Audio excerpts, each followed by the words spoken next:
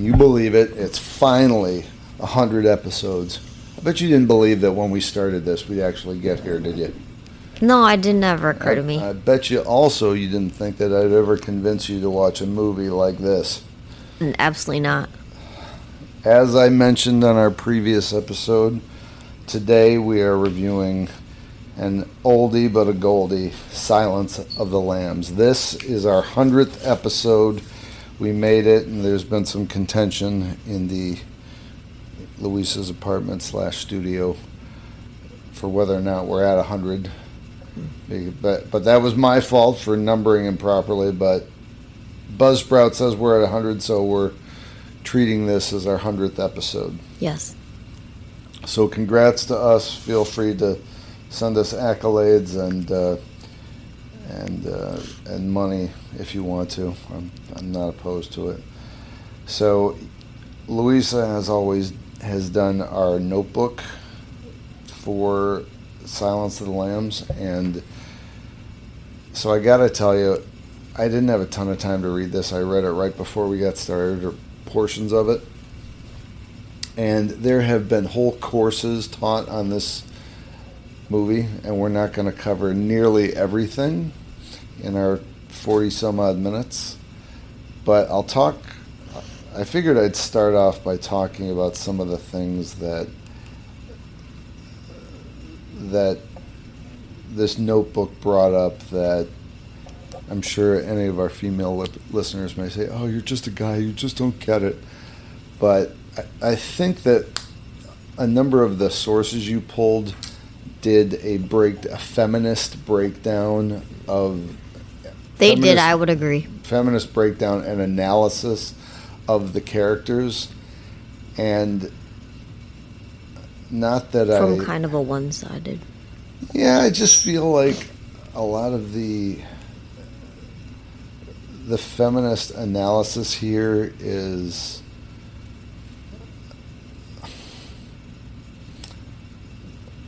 and I'm sure this comes from men a lot, that it's a lot of women just being aghast at the brutality in this movie, just like clutching their pearls about, oh, it's brutality against women, to which I, as a moviegoer, respond, it's a horror movie. It's a thriller. You can unclutch those pearls from, like, horrible things happen in movies, and they're not real. Now, the characters in this movie were based off some pretty horrendous serial killers, but that's why we have art that portrays, portions of art like to portray things that have happened in real life. So I think a lot of these feminist sounding boards are just excuses for folks to get up on their stump and yell really loudly. I don't think that it really speaks to the merits of the movie. In any event, I have to tell you, I'm not sure where I want to start. So I guess we'll start off with it. This came out when I was in high school. Did you mention the title of the movie? Silence of the Lambs. Oh. That's time 3. Do you need a coffee? No. Okay. I don't want a coffee. Okay. You want a tea? No. Okay. I'm okay. So Silence of the Lambs came out in, what year was it? 91. On Valentine's Day. On Valentine's Day. Tells the story of Clarice Starling, who is a trainee at Quantico in the FBI and is looking to get into the behavioral sciences program. She has a mentor who is Scott Glenn. Mm-hmm. Remember his name? Not Crinler. Look him up. Not off the top of my head, yeah. Look him up for me. And she is tasked from her soon-to-be boss with interviewing a very famous serial killer who is in a locked up in a secure psychiatric ward, named Hannibal Lecter. Hannibal Lecter has the moniker of Hannibal the Cannibal because he has chosen to eat his victims. And a little sidebar, he's extremely intelligent, but has the trigger, if you will, the thing that will set him off and causes him to pick his prey, is he has a real problem with rudeness. Jack Crawford. Jack Crawford is Starling's boss. This is going to be real tough to break everything down in 30 minutes. Yeah. There's so much going on in this movie, from power dynamics, queer and feminism, interplaying plot points. Uh-oh. Hold on one sec here. Hang tight, we'll be right back. Hopefully we're still... Okay, we're back. Sorry. Got some good news, just needed to take that. Where was I? Silence. There's all kinds of topics. We can't cover we can't. the whole thing in our short podcast. Psychological things that we're just not equipped to talk about. Issues on gender and power dynamics that you and I don't really have the degrees to break down, but we can talk about it from a movie viewer perspective. Thank you. So, how about this? We'll give you we'll break down the plot a little bit without giving away anything. But I've been noticing, and I've been telling you, that a lot of our listeners are, probably half of them are outside of the country. So I don't know how many. I'm curious if people listen to our show, listen to it because they want to find out about some American movies. Like our U.S. listeners, we think that everybody knows about these movies if you live in the U.S., but some of our international listeners might not. So we'll tell you a little bit about the plot. So Hannibal Lecter is played by Anthony Hopkins, and he is locked in this super secure cell, and he is who's our director? Jonathan Demme is our director. Yes.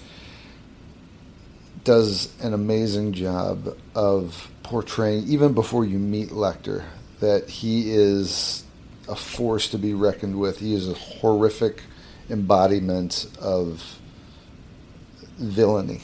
Mm-hmm.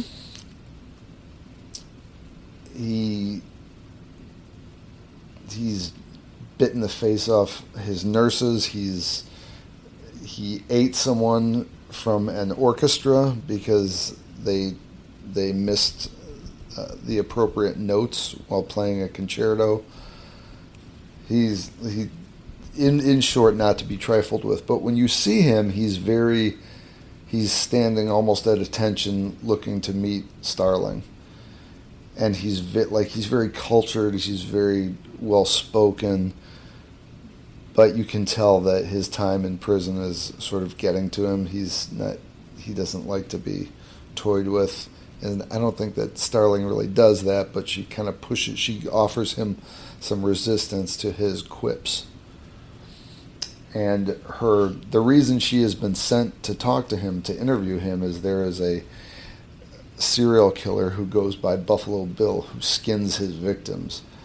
And Jack Crawford believes that Lecter may have some insight as to what may be motivating this person and how to identify him. Mm-hmm. So hard to break all this down. The man who runs the prison is kind of has a big ego and likes toying with Lecter, and Lecter is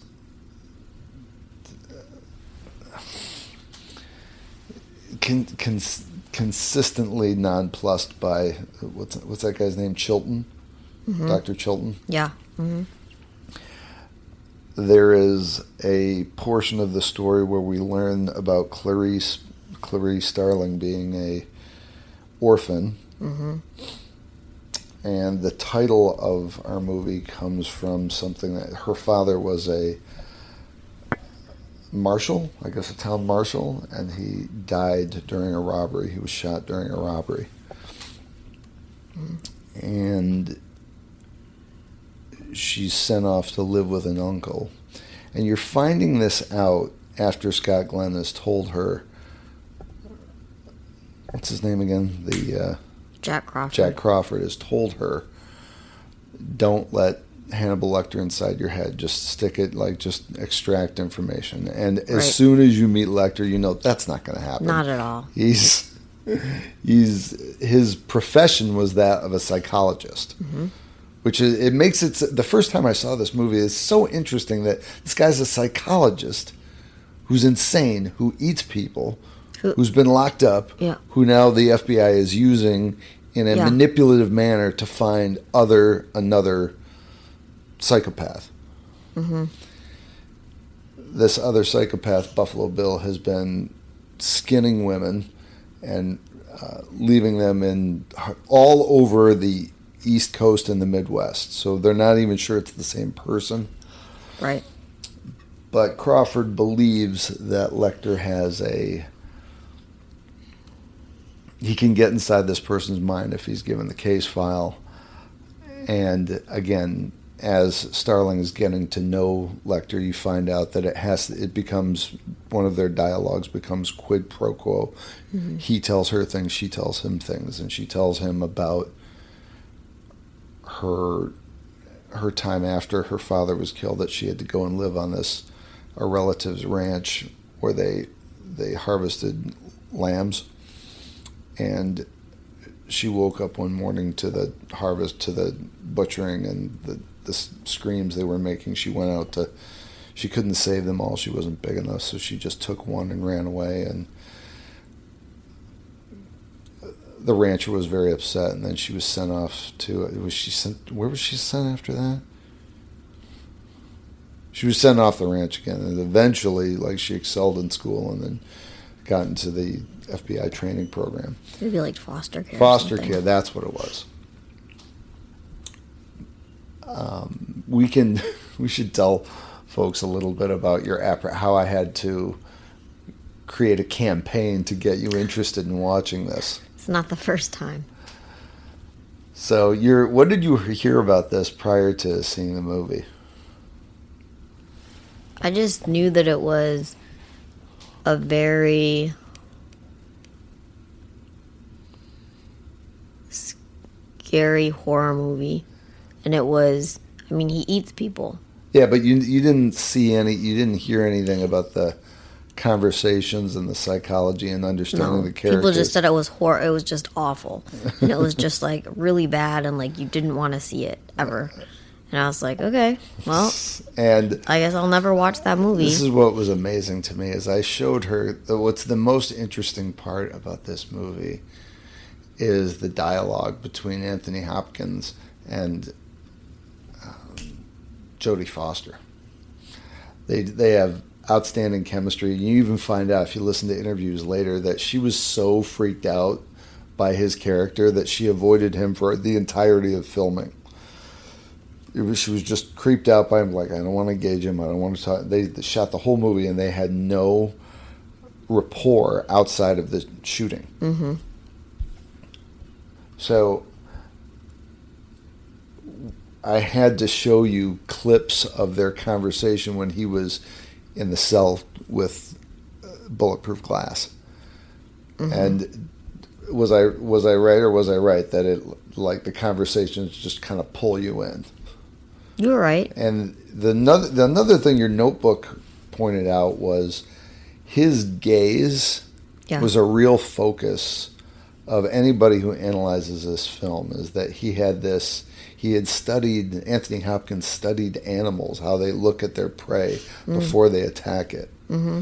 And they had a number of close-ups on his face when he was talking to somebody, and he didn't blink. Yeah. And that was by design. Mm-hmm. So if you ever have not seen this movie and any of the close-ups of Anthony's face, he doesn't blink. If you can remember this conversation that we're having right now, you'll go away from the movie feeling unsettled, and that's why he just stares right through you. I wish anyone listening could see Louisa's face, right? She's just I never thought I could be okay with being petrified by something and engaged in it at the same time. Mm-hmm. She can't even speak. Well, I'm just thinking, like, in my reading prior to recording, I read several times about the first time that we meet or see Anthony Hopkins' character and how Clarice is walking down the hall to go to his cell, and the way the camera Brings him into view. thank you is just like How he's just like standing there. what you were just saying about his gaze and his look, and he's just standing there. Yeah, He's standing in the middle of the room, not exactly facing perfectly forward, slightly tilted, with his head tilted because Clarice is coming from the side. And most people have seen, if you've seen anything about this movie, you've seen that entrance shot as he comes into view, and it's just like, oh my God, this psychopath just stands alone in a room, and you can tell you have this feeling of, thank God that thing is contained. yeah, and it's not just just behind bars. There's a lot more. Yeah, they have to barrier. they have to use bulletproof glass with ventilation holes to keep him out. And the only It's the only cell like that. All the other ones have bars. and then like things are passed through a slot, like a mail slot, but it's like, would you say it has a drawer? Yeah, it's a drawer. And like you put one person on one side, put something through, and it gets shut, and then it's just like, ooh. Yeah, and she's given a set of instructions before she puts it. Make sure there's no paper clips and anything, no pens, nothing metallic. What else do we have? So there is, while they're tracking down Buffalo Bill, there is a Buffalo Bill snatches somebody. And the woman he snatches happens to be the daughter of a U.S. senator, a female U.S. senator. And part of your dialogue in Notebook was about, the power dynamics that are happening. This woman has attained, she was a woman, and she has attained one of the highest seats in office in the country. And a little bit more of the feminist write-ups that went into your Notebook, I think maybe because Notebook kind of compiles all of these things. It talked about, it's been a lot of time on the impacts of feminism, which maybe as a guy it doesn't really hold much water coming from me about how, if I saw that in there, but as a woman, did you feel like that was... you can definitely see the gender and the power dynamics in play, especially when she is in that room full of cops when they're inspecting the body, and they're all kind of looking at her. She's younger and a woman and a little. Yeah. And like, she must not know anything. Yeah. Why is she here? Yeah, what was this person doing here? That was the only time. I don't feel like that honestly, was the feminism thing was a big overarching element. No, not at all. I would agree. agree. That was the what do you call it? Like a surprise to me in reading. I could feel like if researching. somebody had an agenda to write that up or to extract that meaning and blow it up, sure, it was in there, but I don't think it was the big thing. I think the big thing was queer dynamics and how the public views homosexual and queer behavior. They kind of demonize it in their mind that these people are not subversive. They have subversive lifestyles, so they must be into murdering people and murdering women and skinning them alive and that kind of stuff. And they put that into a movie, and it puts up on the big screen that this is how, and it's set in Middle America. This is how Middle America. I could understand someone making the argument that this is how Middle America sees these people. When Jodie Foster makes the point when she's breaking down the psychological profile of Buffalo Bill, he doesn't sound like a transgender, because transgenders are very passive. And Hannibal Lecter makes the remark that he doesn't really know what he is. He's trying to compensate for this confusion of what he is. So he dresses like a woman, and he has applied for. Lecter knows who he is. This person applies for gender reassignment surgery to 3 of the hospitals that are offering it at the time, and he's rejected from all of them based on psychological issues. So based on that, they're eventually able to track who this person is down. But you remember in the beginning, right after she met with Lecter, The team at the FBI is eventually able to track them yeah, down. but they kind of screw it. They kind of screw it up. But do you remember how Lecter? There is a kind of a gross scene when Starling is leaving her first meeting with Lecter. It doesn't go well, and one of the other inmates, Miggs, it does something revolting, and this is actually to Starling's benefit because it's so revolting. It really upsets Dr. Lecter. He doesn't like rude, crude things, and he's like, "Wait a minute, come back here. I don't want you to have that memory of me. So I'm going to give you this gift, this clue, which leads her to this storage place that was clearly rented by Lecter years and years ago, and she finds." The decapitated head of a person who Lecter did not murder, but was murdered, and Lecter found it and then put it in formaldehyde and tucked it away. Yep. And I remember the first time I saw that, I couldn't figure out who is this person, and what you find out is this head belonged to someone who was the lover or companion of Buffalo Bill at one time. I know it was kind of a rough scene, but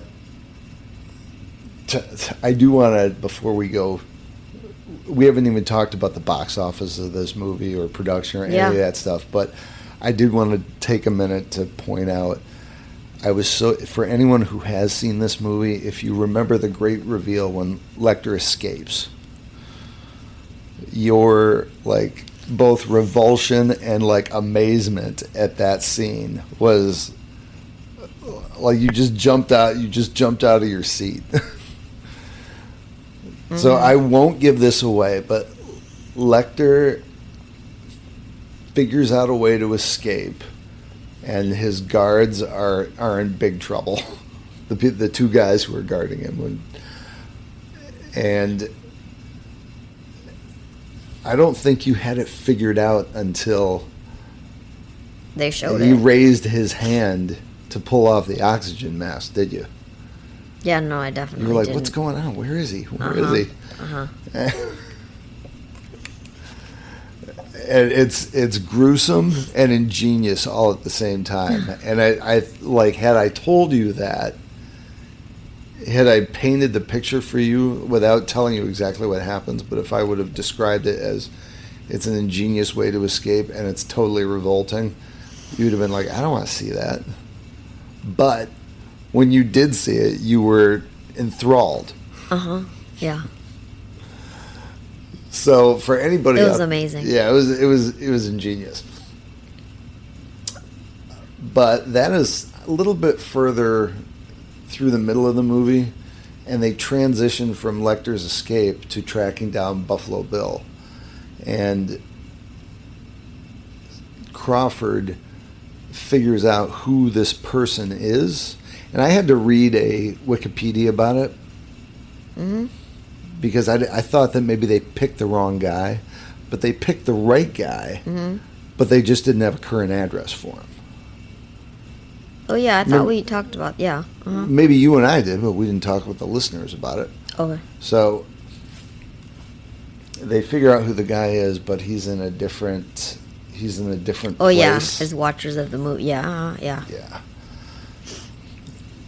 They tie it to, there's moths that Buffalo Bill shoves in the throats of his victims, or the cocoons, the chrysalises, he shoves in the moths, or in the mouths of his victims, and no one can figure it out. But at the end of the movie, when Clarice is trying to interview witnesses of the first woman who was killed, you see a moth land on a spool of thread in the house of where she stops to just ask a couple of questions. And at that point, you're like, oh my God, it's on. That was another scene where you're like, oh, who's at the door? The use of night vision in the basement. Yeah. Oh, you were on edge. Yeah. This is my favorite. I love that stuff. What stuff do you love? Just that, like, because the first portion of that scene, they go into, what did I do with my glasses? Oh, there they are. She goes into the basement to chase him down and find the girl who'd been abducted. And she finds the girl, but then Bill turns all the lights off. Yeah. And you're just on edge because you know he can see her, but not the other way around. Yeah. It took me a minute, but yeah, I knew that. So, bits and pieces here that I do want to cover from your notebook. Struggle for subjectivity. Starling is often seen as falling into subjectivity trap, where she adopts masculine standards of being strong, reliable, and professional to survive the male gaze of the patriarchal FBI structure. I didn't see that at all. I just saw she's a capable woman. Mm-hmm. She's just a capable agent. Yeah. Okay. Very.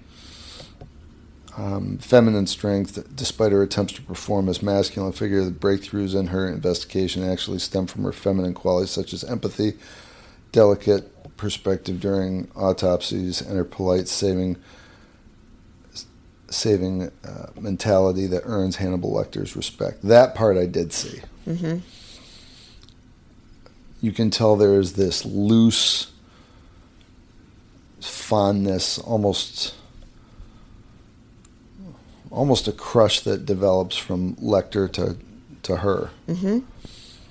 And it's eerie. Like, you can feel there's something there, but they can't quite put. Yeah, you recognize that they both understand one another's position in the world.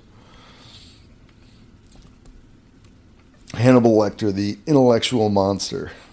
Lecter represents this. I haven't read this, but I'm looking forward to this. Okay. Represents a shift in the cinematic portrayal of serial killers. Before this film, killers were often claw-handed boogeymen. Lecter, by contrast... Oh, yeah. You did read this? Mm-hmm. Lecter, by contrast, is studied as a highly intelligent individual with impeccable manners. Mentor and gazant. In his interactions with Starling, he serves like a father-like figure who interrogates her past to help her silence her trauma. Queer masculinity. Some analysis view Lecter through the lens of queer masculinity, noting how his refined taste and specialized knowledge differentiate him from traditional heteronormative male roles. I always find that funny, that anyone who has manners and good taste, Mm-hmm. in literature and in film, it's easy to portray them as gay for... Mm-hmm. Like, almost like masculinity is associated with crudeness. Mm-hmm. Thanks for your input. I don't think our Louisa has a lot to say here, because I think even 2 weeks after viewing this movie, you're still kind of struggling with the fact that you liked it. She said to me off mic, "I love this movie." Those were your words. I'm like, would you? I said that? Yes. Yeah, well. And then I said, would you repeat that, please? It was so good. Intertwined metamorphosis. The film's timeline is viewed as an intertwined metamorphosis between Starling and Bill, where Starling succeeds in her transformation through legal power. Bill fails because he tries to establish his subjectivity through criminal delusion. Bill is trying to make a skin suit from women's skin to dress up as a woman, because he can't fully transition to a woman, but that's not even really he's not a true transsexual. And because of this, and not being able to identify personally what he is, he feels a tremendous amount of rage, which is where his violent tendencies come from. I'm trying to see what else you have here in the studio and the mind map that would be of interest about some of the other character studies. Who else do we got? We've got Senator Ruth Martin, who I don't know that I want to talk too much about her because she plays such a small role. Let's see. Lecter was the interesting. Buffalo Bill. Here we go. Failed transformation and power. I don't want to use this person, what his character's actual name is, because it'll give it away if you haven't seen the movie yet. But Buffalo Bill is studied as a symbol of failed transformation. He has a thirst for power. His desire for gender reassignment is interpreted not as a true transsexual identity, but as a thirst for power he associates with his abusive stepmother. He treats women as prey or tools to complete his own transformation, reflecting a primitive law of the jungle logic. A symbolic double. Are you falling asleep on me? Yeah, a little bit. I don't believe it. You got to engage me a little bit more here. People are going to think I'm making this up and you hated it. Okay. It's like I made you see Friday the 13th or something. No. You know what? That is something was there a particular character that had and this isn't the kind of question I would normally ask, but what about this movie, and don't say all of it, was there any component of this movie that really kind of turned the corner for you? Or really engaged you? I can tell you, for me, it was meeting Lecter and trying to understand that while he was an antagonist to the movie, he wasn't the one they were trying to catch. They were using an insane person to catch an insane person. Yeah, I would agree with that too. But I mean, But I also think that it was the conversations between the two main characters. So I really I don't like bloody and gory. I don't like horror. But I like psychological, and I like thriller, and I like conversation between two people, I guess, and like relationships. And when we started to think about watching this movie, you showed me some clips, and that's kind of how I got hooked, because I think if that like really helps me, instead of just like jumping into a movie that I'm really like unsure about. I need like a preview, and it's not a preview, but it's like a preamble, I guess. So I think that's really.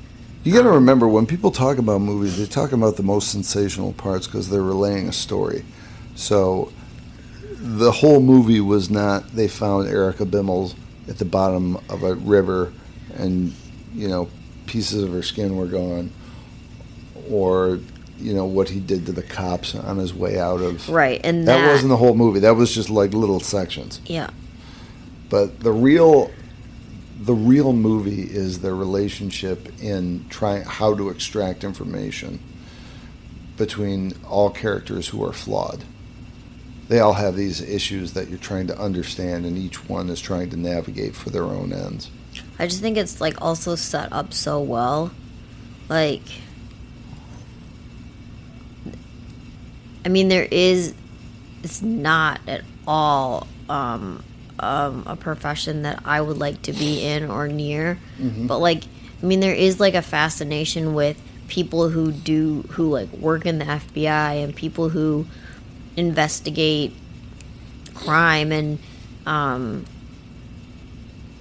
okay, yeah, and so and then to have the movie open the way it did with Jodie Foster's character like training and working really hard, and I mean, there's like a draw to that, and then it goes from there into something that, I mean, obviously I didn't see coming at all.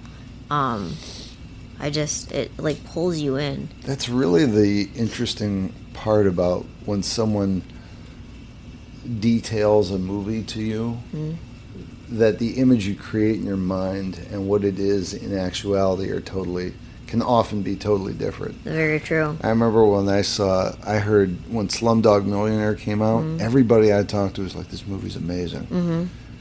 And I had told my folks that, and they saw it and they didn't like it. Now, my folks are very Wonder white bread.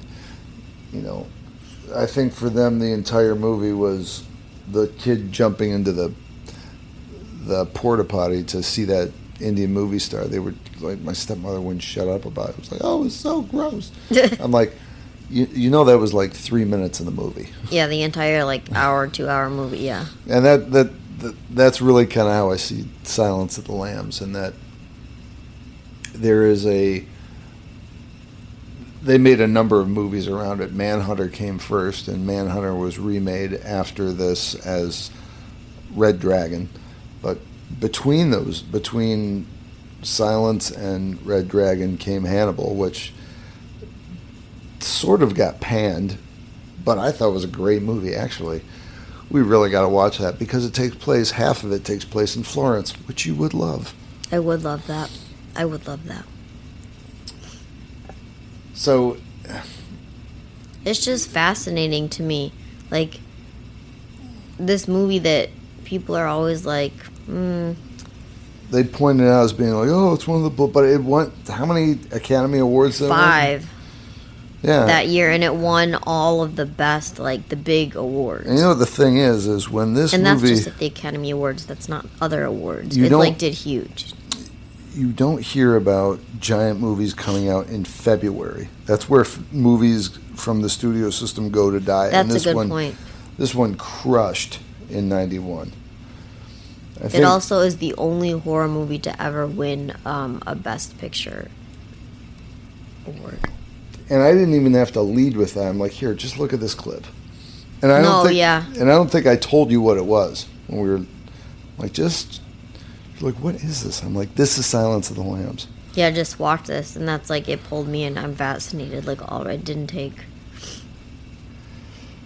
And there were times too. I mean, I will say, because for not being into blood and gore and horror, there were times when I like put my blanket over my head or whatever, and didn't watch. But remember, I had you watch. Okay, this is what he's doing to the cop, but like, I know it's a little rough, but like, he transforms because he's this well put together,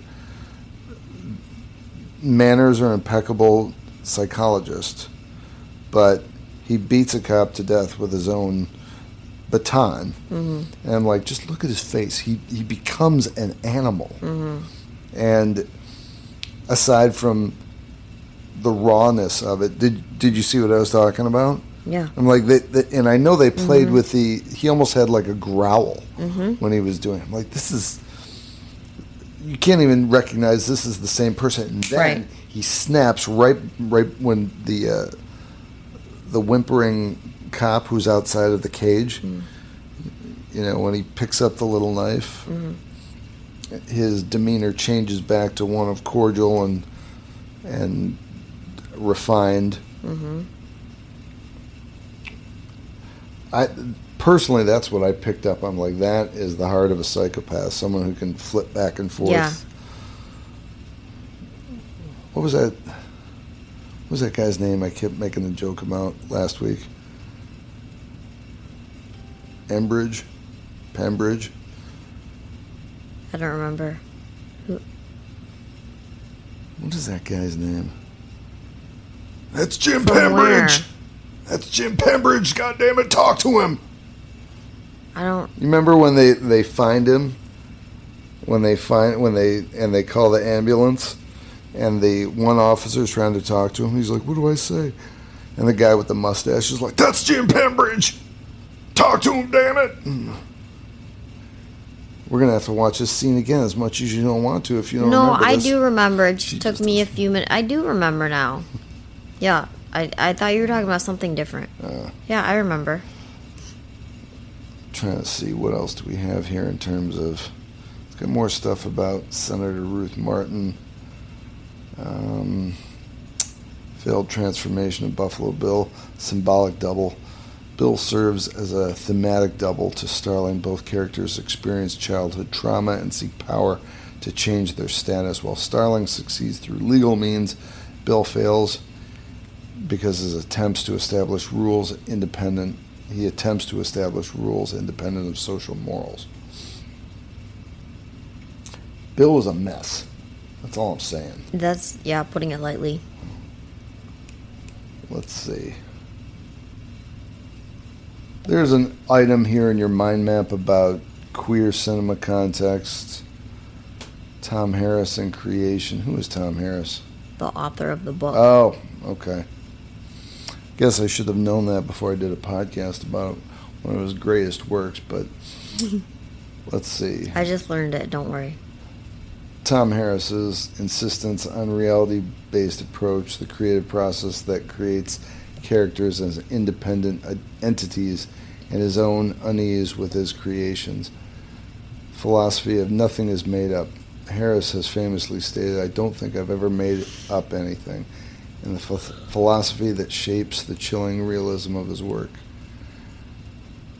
Keen observation, journalistic roots, real-world inspiration.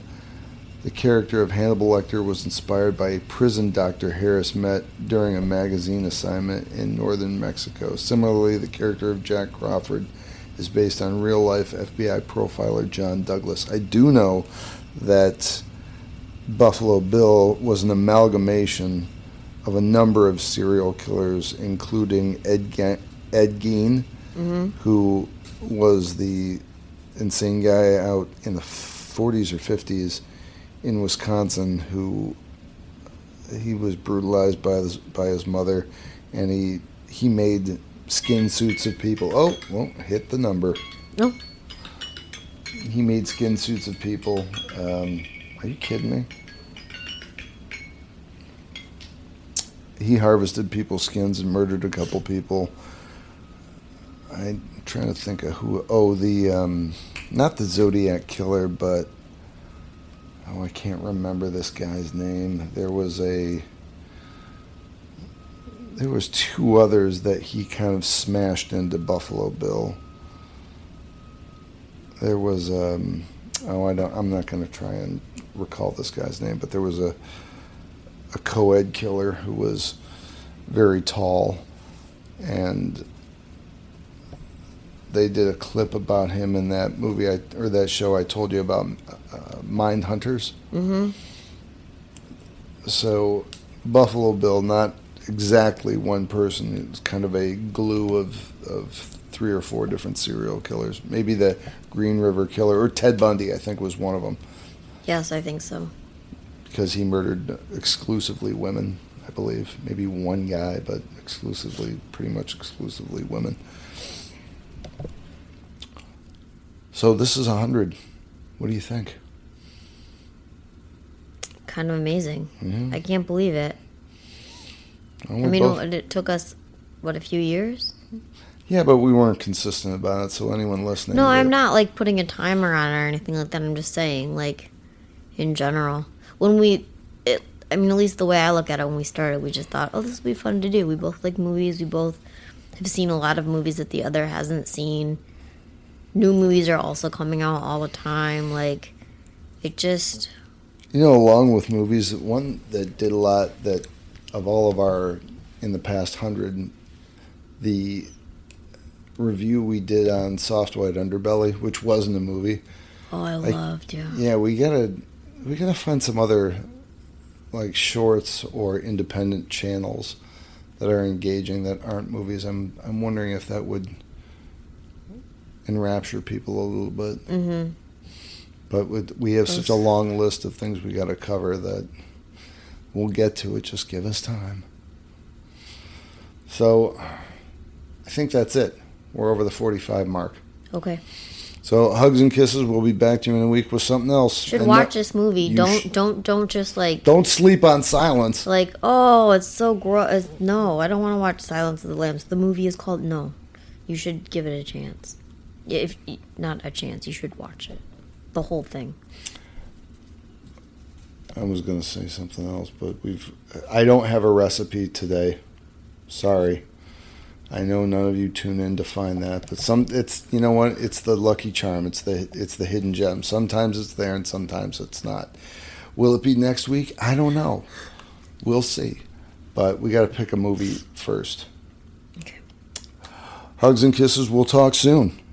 Bye. 2 buttons I got to hit. I can't even hit the right one. Unbelievable.